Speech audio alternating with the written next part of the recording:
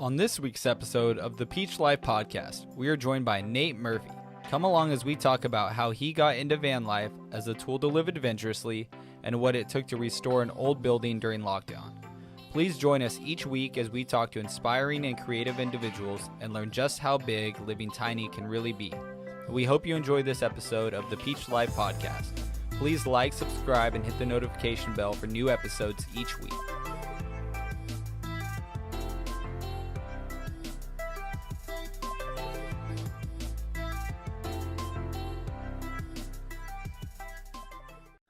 Okay, well, thank you so much, Nate, for joining me on the podcast today. I really appreciate it, man. I'm super excited for this, and I've been looking forward to hopefully having you on since before I even started the podcast. So this is Nice. Yeah, it's an exciting day for me. So yeah, I mean, let's just kind of starting from the beginning. How did you get into van life? I got into van life pretty much as like a practical tool so I could spend more time climbing.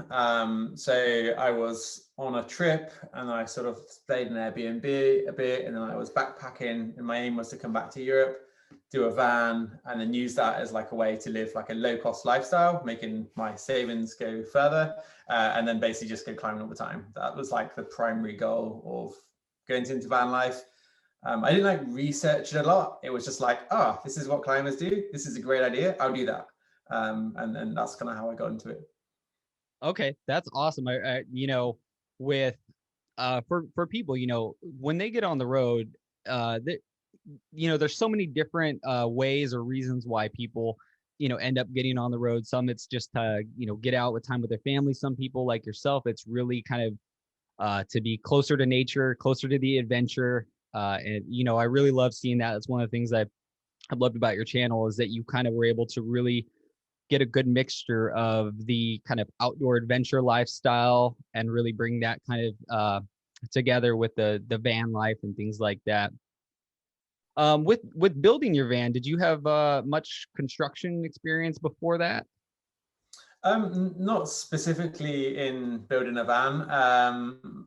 But I did have a degree in industrial design. So in terms of actually making things, understanding electronics and systems and stuff like that, I was reasonably well versed and also very good at like planning and putting it together. So in that sense, I was sort of trained in some way, but I hadn't ever built a van before. So in some sense, I wasn't, if that makes sense. Yeah, absolutely. There's, and there's a lot of things with vans. The more I've talked to some people that have built them that are so much more complicated than other builds, just because there's every inch you do something, it costs somewhere else. Like it's such a small kind of footprint that you have to make everything work in. So I imagine it's especially, being the first time, it's always, there's a lot of trade-offs, and then in terms of like you want one thing, you can have another, but then as you do the process, there's a lot of dependencies. Like you have to have some things done, like the skylights or the windows, or before you can put the insulation in and other structures. So you have to be quite good at thinking ahead and planning. I think that's probably one of like quite a good skill set I have in general. So for me, that meant I could and I wanted to do it really quickly because I just wanted to get climbing. I don't want to spend ages building a van. So I basically, it was like the ordering phases and then the construction phases. And if you get your head around that, then you can be quite efficient. Otherwise, you might end up undoing things and that type of thing, which can make your van build really drag out. Yeah, you did yours incredibly fast. Like it was 17 days. Yeah, it was 17 really full-on days. But I was I get super psyched for physical construction sort of things. With if it's online work or something, it's kind of doesn't exist, it's not tangible. But if I've got stuff in my hand and I'm making it and I can see it's not finished, I'll just work myself to death almost. It's not healthy. I'll just get obsessed. And I'll work 15-hour days and then 4 hours ordering stuff online and then 15-hour day every day. I just get obsessed with the physical thing because it's instant results and it's quite addictive in that way. Yeah, and once you get into the project, when at some point your whole life gets wrapped up into a project, and the only thing that you can kind of see is just trying to get to the finish line of, of whatever project that is. Yeah, and I think it's really really takes up a lot of your mind space, because you're building something and there's always like a problem you have to solve, like how do I fit this thing here and this cupboard door open, and they're all the interaction within your van. And then if you go to sleep, you're just thinking about that, and then you wake up and you're like, oh, this is my problem, thinking about that. So really, I think it really absorbs your head, especially if you're kind of building intensely. Yeah, it really does. With kind of your story with climbing and wanting to kind of get, obviously get the van done as fast as you can, in order to kind of just get out, get on the road, get to some spots. How have you seen that kind of open up your life, and maybe for other people out there that are, whether it's climbers, snowboarders, people that are trying to get out, through hikers, people that are just trying to get out there?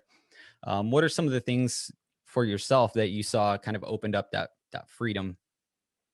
I think like the biggest part of it is that a van in my mind is like a really useful tool, and it doesn't work for all people's hobbies or potential careers or whatever it is, but for a whole bunch of things it's like perfect, because it takes you to places and your costs are incredibly low.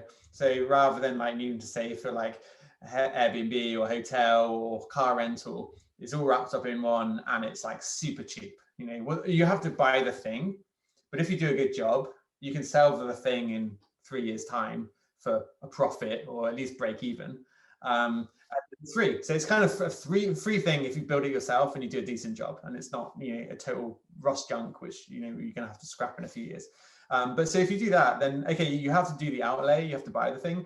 And to be fair, like I know people who've bought like relatively cheap vans, they spent $1,000 on it, and then they live their dream. But the big thing in my mind for me was, it's just like financial freedom. It takes like the wolf away from the door, or it's a very small wolf, because instead of spending like £2,000 or like $2,500 a month living in a city, and suddenly you're spending like $500 a month. I mean, that depends on how much you drive. Some people spend that on fuel every month, but for me, it's like I go to a climbing destination, I park up, and I barely move for a month, and then I go to the next one. So it was a super cheap way to live, and you're like, all right, now I didn't have to work so much. And I've always done bits of consulting work or whatever, and now a few days of like helping someone do some kind of brand strategy or whatever pays for like 2 months of like living in a van doing what the hell I want. Like it's it just drastically reduces your costs. That means you can do the thing you're passionate about for longer. For me, maybe it's like climbing or making YouTube videos, and that in turn gives those things a higher chance of success, because you better focus on them for longer. Like I got a much better climber, or like my videos I spend more time on, which meant and initially they didn't make money for a year, and I wasn't even thinking about making money with it, but I could just do it because I wasn't having to work all the time, and that led to all sorts of things in my life, which I'm super grateful for. Yeah, that's one of the interesting things about, I guess, a lot of the people that may have started, quite a few years ago with van life or bus life before it was even a huge thing. And a lot of them, it seems like it ended up being a year or two before you started realizing like, oh, you can make money off of this. You can, find ways to support yourself doing that on the road. And for people that are looking, maybe for people that are looking for the future and thinking that that's something they'd like to do, whether it's bus life or van life or a tiny home, what about like preparing, as far as, do you have, because you see people, you can buy a van that's, like you were saying, like 1,000, a couple thousand, and I've seen people spend, a couple thousand to live in a van, and I've seen people spend 200,000 for a van. And same thing, like you were saying with gas and how much people travel around. There is the ability to live as cheap as you want, and to kind of go, it can kind of get out of hand as well. So there's a lot of room. Yeah. Well, I mean, sorry, go on. Sorry, you lead the question. I just moved my phone for better hotspot. Yeah, no, I was just thinking about like how there really is the lowest end and the highest end that people are able to. And I like that one thing you really preach well is kind of bringing your bills down, bringing your costs down, live as cheap as you can. And because I think for me, that's the important part is how do you get your bills down to get more freedom in life. And then as you go from there, you're able to kind of expand and grow. Yeah, yeah. Well, I mean, I think that's a big thing. I mean, I do love with the general van life thing is like, it's super diverse. You know, there's people who literally, they just realize they can't afford to retire, which is like, it's gutting when you hear the stories and you're like, shit, they just can't retire. But they sell up or they rent the house out and they live in a van and they travel around, and it just gives them that breathing space. They can afford to like live a bit in their old age, and that's one end. People were basically in it because it's like the only real option they've realized they have, not to just work until they drop. This especially you know, it's a lot more in America because it's just less social support. And then you have people who are just like got loads of money and it's like, well, I just want a holiday on the weekend in my van. You know, it's just like this huge range of people who are like doing it for the reasons. You have sports and athletes and surfers, and then you have people who just are like artists and creatives. I literally just on the phone for an hour to a friend who's a full-time working artist.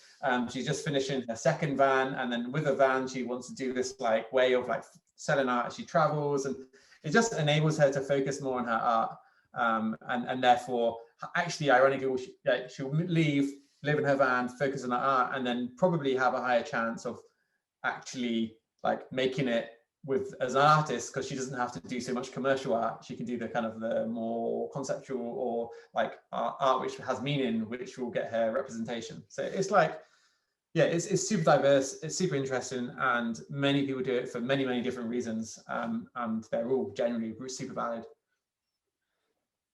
Yeah, with your channel now, you've interviewed and will kind of done tours of a ton of different vehicles now.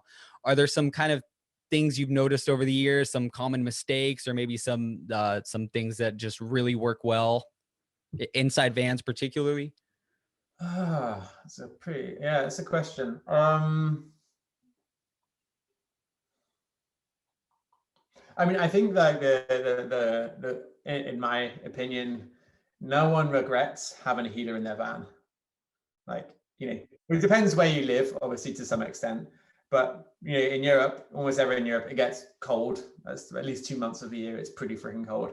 And having a heater when it's cold it's just it's I think really like, because you've got loads of different layouts and structures and kitchen systems and blah blah blah. Like, yeah, that's like almost in my mind, it's a little bit like that's the superficial. Really, if you're going to spend time in your van, like full-time van life, if you're holidaying, like, you know, people go camping on holiday. Camping is like, you know, van life is like amazing camping. Like, you know, you know, like it rains and you're just like huddled in a tent making some like horrible meal in a thermos or something. But like, you know, make like all the different layouts and systems and bed things and garages, like it's all well and good, but really, like, you want to be able to be comfortable, you want to be warm and dry, the things that like you need from shelter. And having a heater is, it's just gold. Like, to be able to turn two buttons and then you suddenly have like warm van, dry van, it's Are really important. And then you talking about a secondary heater that's not not the heater from the van itself, but actual secondary system? yeah, like a propane heater or a diesel heater. I mean, there's a whole bunch. Usually it's usually got to be something based on gas or diesel because the amount of energy required. But in my general experience, people who have gone without a heater and they end up in places which are cold, they regret it. Because the only way to get warm then is like either fire up the engine, that sucks, or like try and make tea endlessly. But it's not the same. You just turn on a heater, your van's dry. You can even dry your clothes out in the place. It makes a huge deal to your living space if you're going to college places. Yeah, yeah, and I would imagine all over Europe. I mean, at some points of the year that you're definitely gonna need that, and even most places here in the States. I mean, I know you can kind of chase the weather here, and that's what most of the people do, which is a great thing that there is the ability to do that. But yeah, having the right kind of heat and AC in any small living situation is so huge. Yeah, I mean, even in like, I was in New Mexico in, I don't know, like November a couple of years ago, and like it's minuses at nights. I mean, centigrade minuses. I don't know how it works in Fahrenheit, but it's cold, right? And like, yeah, it's just the option to be able to heat your van, in my opinion, is a good investment. The problem is like when I was doing my van, I was like, oh man, it's like quite expensive because I put in a gas system, but then you need like a refillable bottle because it's obviously going to run out faster. So you need like this, you can fill up at a gas station. And then it's like the heater and then the filler hose. And it's like about, $800 more, $900 more, which is quite a big chunk of extra cash in your conversion. And I was just thinking like every girlfriend I've ever had is always cold, some like way colder than I am. And I can just imagine them with like every like down jacket, every layer for like a month being grumpy. And you can literally fix it by going click, click on a heater. It's just, that's paid off like 1,000 times. So yeah, it just makes it comfortable. Yeah, it seems like one to not skimp on for sure. I know for us when we built the studio here, we had a heater that we just had loved, that we had in our RV, and so when I did this, I had to make sure I bought another one of those because it was just such a good purchase and makes life so much more comfortable. Yeah, who would have thought heating in houses is a good thing. Yeah, and then other than that, yeah, like you want good water systems and things like that. And really, then it's just, to me, it's like the fundamentals, like good insulation, do that properly, have a way to keep your van warm when it's cold, and then like a decent solar rig so that your heater will continue to work in the middle of winter. And for me, that's like the basics. You cover that, then you can be comfortable wherever you're kind of traveling or living van life or whatever. Yeah, it's gotta be nice having that freedom to just have every convenient and comforts at your fingertips wherever you go. The second you pull up somewhere, you have your bed, your house, your kitchen, your garage, all that stuff kind of wrapped into one. So Absolutely, absolutely. I want to talk about your the project you're just finishing now with the house. I mean, that's obviously been kind of a big thing you've been doing over the last, it's been a while now. And yeah, how was that project for you? How did you kind of get into deciding, hey, let's buy I don't even know what like an old estate, I mean, is kind of the best way I would say it. Yeah, I mean, so basically, like it all came from, I'm traveling my van. I love van life, totally happy with it. But I really wanted like some workshop space to create things. Like I wanted like just like somewhere where I can have some machines to. I was making like a climbing product at the time, and I wanted to have a place where I can create art or whatever. So I was like, initially, I just want some space, and I was looking, and if I'm going to get it, I want it in like a really cool climbing area. But where I was looking, just couldn't find, like, I was looking for industrial units, like a little warehouse type thing, which I could like, insulate or convert, put a toilet and a shower in, and have it as like a van life base. So like all my mates could come and hang at the van life base, but I've also got a workshop and studio space, and it's like a great place for climbers and dirt bags. But basically, I just couldn't, like, it's a bit bureaucratic. I couldn't find the right place. It was really difficult, and it didn't work out. So I'm like, okay, well, I still want this. So maybe I'll like rent a house, but like I just didn't. I felt bad, like the idea of renting a house if I'm only there for 6 months a year and paying for the whole time. So So in the end, I was like, well, sod it. I'll buy a house.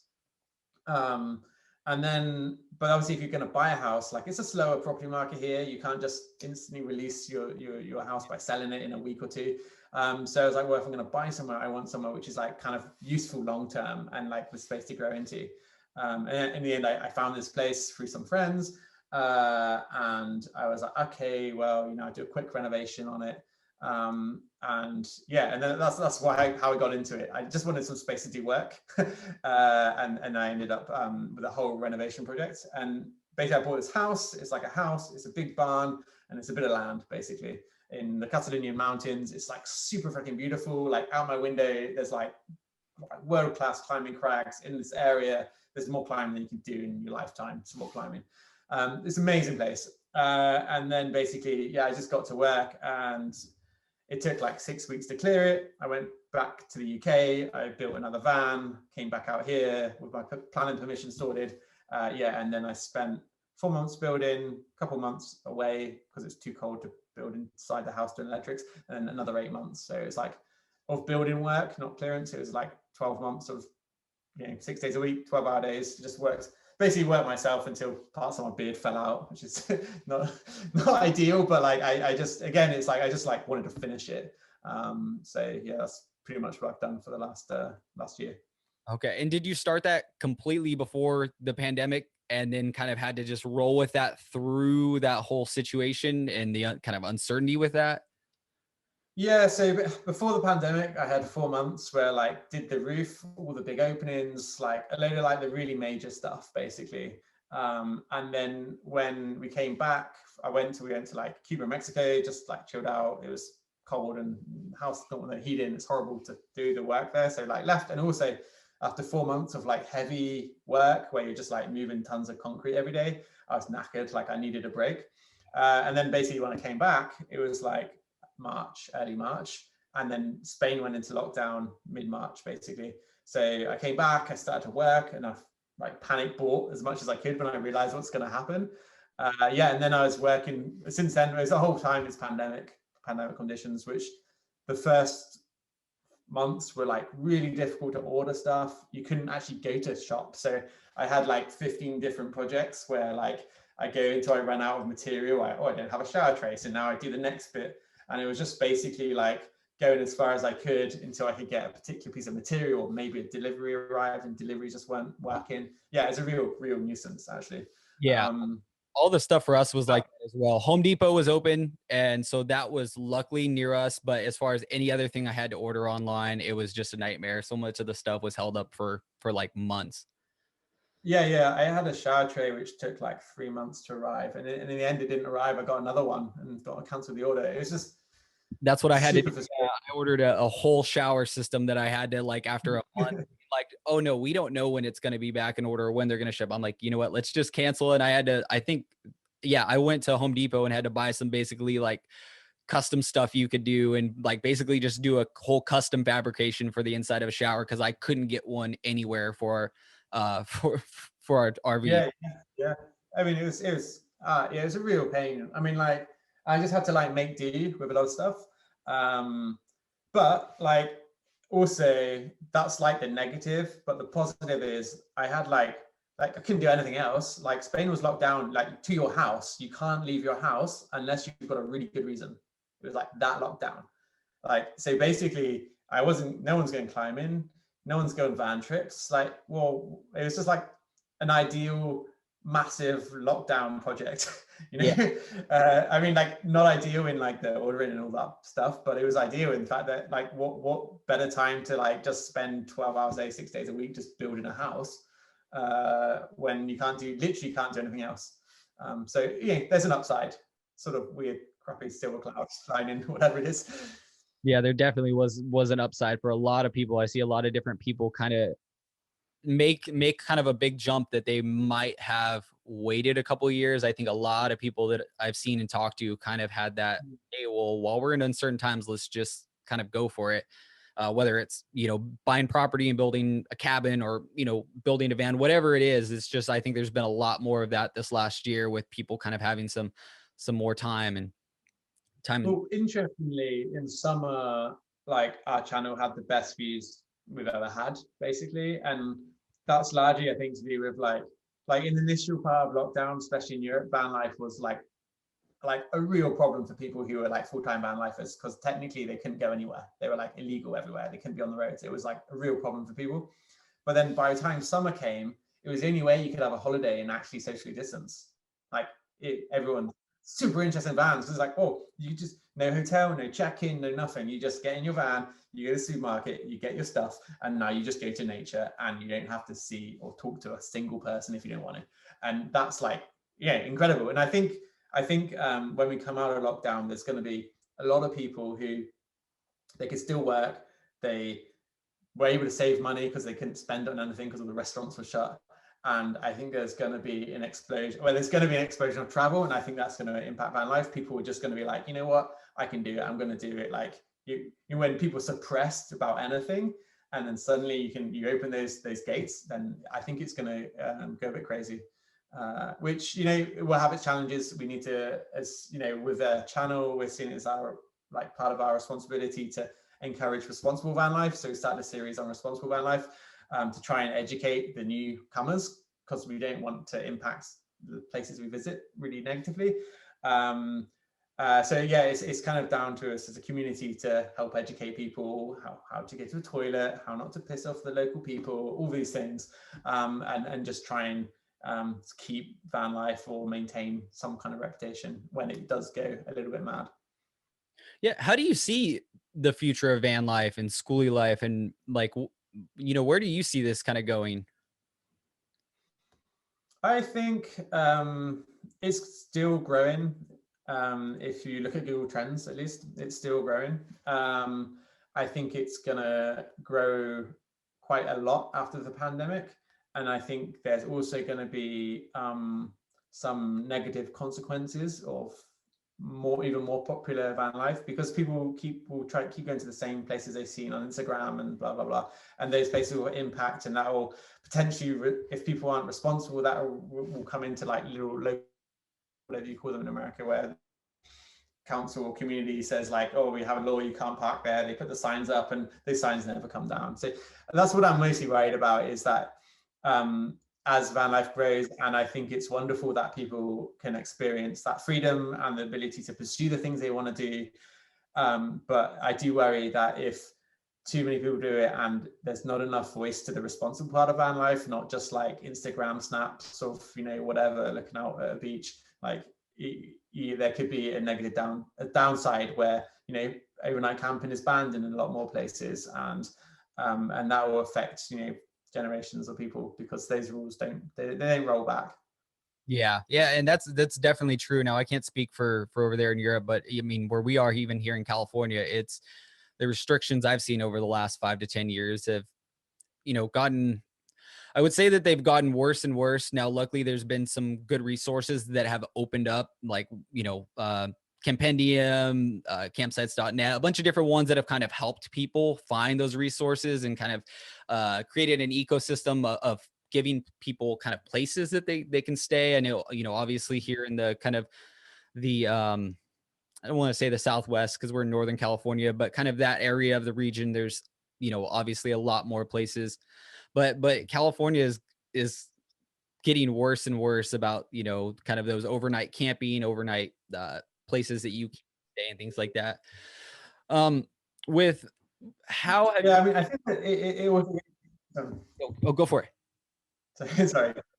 Yeah, I think it comes down to a lot of like general social issues and attitudes where, you know, like I think in some ways there's a safety in America, because like the Great American Road Trip is something that like a lot of like older people, they aspire to. It's like, we're gonna like get this big RV and we're gonna see the national parks, and like that's great, because like you can't take away too many things from these people, because they're like really very does they got money, but like they're you know, I think to some extent there's going to be issues always, because what van life represents is it's not the normal, it's alternative, and people like everything to be the same and not do what they do. And you know, you have to pay the $1 million to have that view, not just park outside my house on the beachfront. You know, like people don't like it when people maybe have a shortcut to a fun time without paying the price of capitalism or whatever, you know, like, Yeah. and that's a problem. And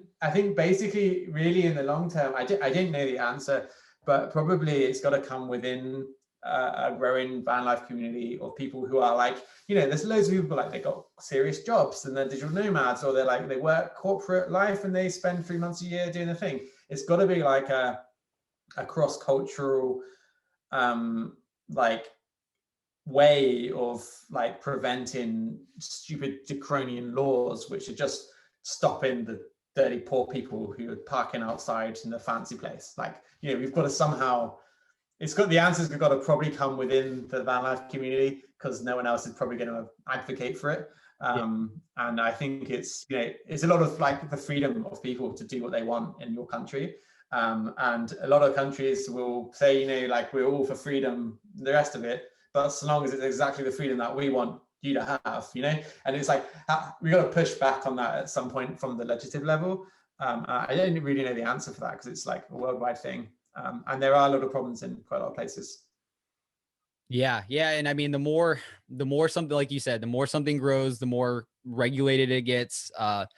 And there's just there's no telling where it's going. But I'm very happy with the growth that I see, and that I think people are figuring out even more creative ways, whether it's people buying properties and, having places like, even like yourself, like finding, hey, I need a home base. Cause I think even for people that travel full time, having a home base is still, really important. And I think critical for people that can. And a lot of times, half the time, like even for us right now, our home base is the side of my parents' house. So, and some people it's that, some people are able to, either own a home and rent out their home, like we were saying, like while they're on the road. But the freedom inside of that is wide open. And I think that there's, been a lot of change over the last few years, and a lot of growth from people like yourself, some of other channels that are really promoting this. But also, I like that you're promoting it in a responsible way. I like that you are kind of taking on that challenge of being the one that's kind of hoping to, like you're saying, help other people out there maybe get into it, but also be respectful, plan in advance, prepare, and things like that. Yeah. I mean, it's like a responsible van life. I think it's such a broad topic. It's partly, like just don't like financially making sure you're okay and you have some kind of healthcare thing, which is more of the thing in the States, or if it's just like not impacting the community. And the thing is, I mean, one of the big problems with the community aspect is they see loads of van people come and they're like, those people don't give us any money. Like, that's the problem. I mean, it's this is a social problem because it's like, well, people aren't valuable unless they pay money. And then, but you can kind of arbitrate that. You can like use their local cafes. You can try and make a point that they know, like, oh yeah, we're touring through in our van and now we're reading in your cafe, so don't complain about it. Like how do you like create that understanding that just because there's people living in a van that they don't eat at a restaurant as well and support the community in some way. And like it's I don't know quite where I'm going with this, but yeah, I think it's such a broad topic with how people within the van life community, and it's super diverse, but how they can like help like create a better reputation for van lifers, ensure that the local communities realize that they're not 100% freeloading, they do contribute, they do go eat out, they do buy in the shops, and it's part of the community. They're not outsiders, they're not like people you can just blame for every piece of litter on the road. It's a challenge, I think, but I think it's a challenge which will come to head in the next sort of 10 years. Yeah, and I want to see that community come together. That's one thing that I feel like I'm really passionate about. Is I don't care if you're like an older couple that's in a bus that's in like an $80,000, not bus, but like big Class A RV, or if you're in someone like in just your kind of self-converted, not even a Sprinter van, just like a regular van that like a home van or something. You see, it's all of it. Yeah. You're all still the same community. And I think the more that grows, and that the entire kind of mobile life tiny home community sees itself as one, I think that's when we'll start seeing the kind of growth, and or maybe not just growth, but kind of the solidifying itself as kind of a staple, something that's here to stay. Because we can't go the way, I mean, especially in America, like we can't go the way that we've been going. Like you're right. Like you can work your entire life and still not have enough to own your own home or to do anything. It's not working. Yeah. Not there's a system that's broken, and it is true that this is the hack that people have found that works. It's risky. It takes some, it obviously takes some getting used to in the beginning. It takes some kind of figuring out, planning how you're going to make money on the road, or whatever that may be.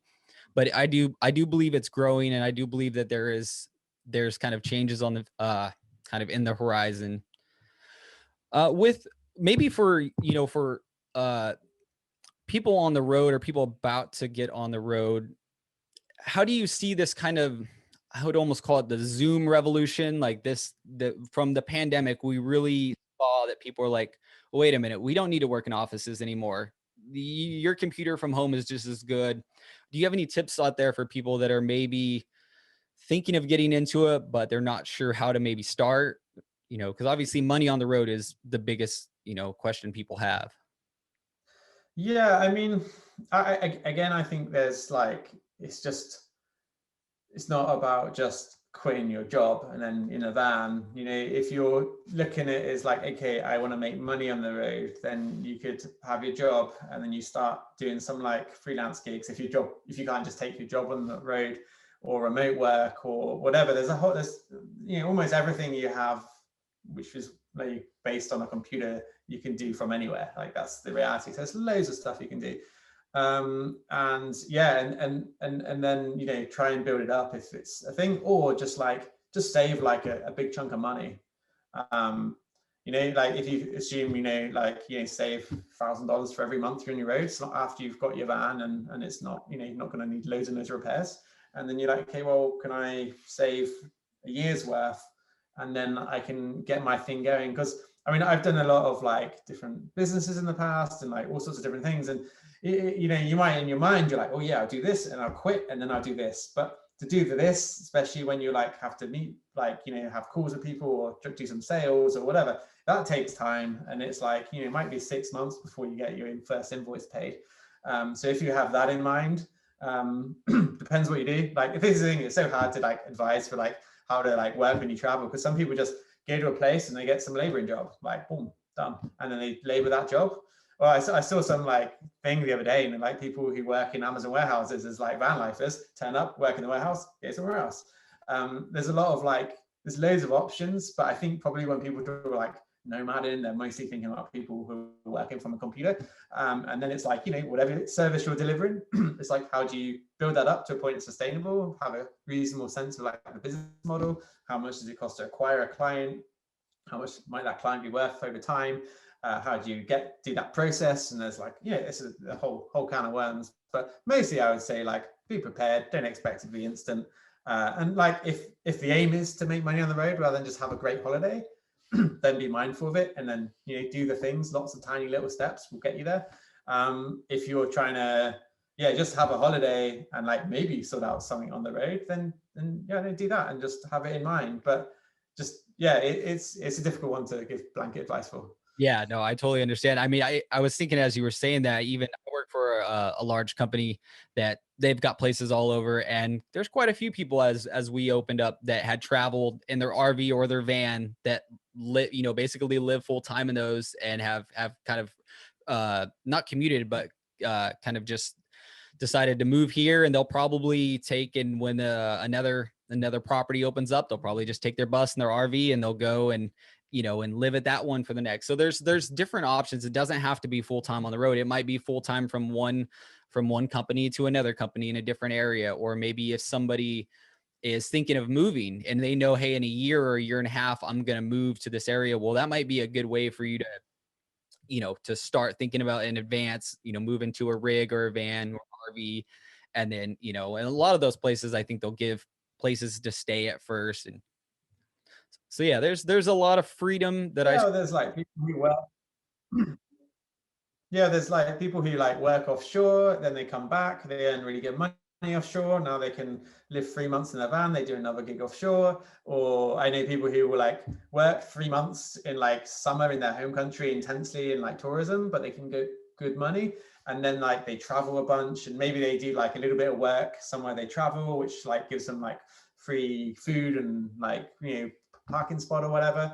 And it's just like part-time, like woofing or whatever that system's called. And then they travel a bit, and like you can just, there's so many different ways you can do it, and so many different options for work and jobs and processes. I mostly think most people can manage it.